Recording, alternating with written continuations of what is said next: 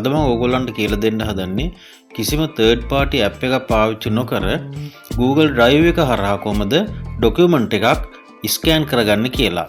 මේක අනිත් app වල වගේ නෙමෙයි watermarks ඒ වගේ දේවල් වදින්නේ නැහැ.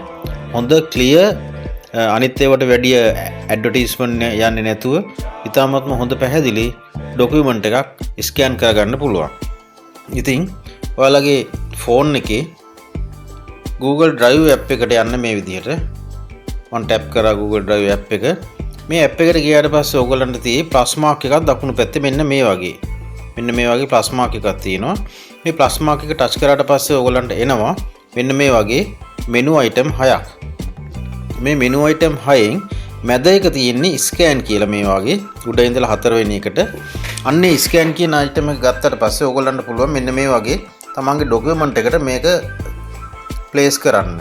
මේ විදිහට පොසිෂන් කරාට පස්සේ ඔටෝමැටිකලි ආ ඩිටෙක්ට් කරගන්නවා page එකේ area එක ඩිටෙක්ට් කරගෙන මේ විදිහට ඕගොල්ලන්ට ස්කෑන් එක ලබා දෙනවා. ඊට පස්සේ ඕගොල්ලන්ට ඕන නම් මෙතන තව crop කරගන්න තියෙනවා, clean කරන්න පුළුවන් ඒ වගේ දේවල් ටිකක් තියෙනවා. ඊට පස්සේ ඔබට තියෙන්නේ මෙන්න මෙතන මේ තියෙන next button එක click කරන එක. මේ next button එක tap කරන්න කලින් ඕගොල්ලන්ට මේකේ තවත් page එකක් scan කරගන්න තියෙනවා නම් ඕගොල්ලන්ට මෙන්න මෙතන තියෙන plus mark එක tap කරන්න පුළුවන්. මම next කරනවා. next කරාට පස්සේ කෙලින්ම මේ document එක අපේ Google Drive එකට මෙන්න මෙතනින් upload කියන button එක tap කරා නම් කෙලින්ම drive එකට PDF එකක් හැටියට යවන්න පුළුවන්. එහෙම නැත්නම් JPG එකක් හැටියට මෙහෙම යවන්න පුළුවන්. ඉතින් ඊටාම ඉක්මනින් scan කරගන්න පුළුවන් ක්‍රමයක් තමයි මම කියලා දුන්නේ. මේකට කැමති නම් like කරන්න, subscribe කරන්න, share කරන්න.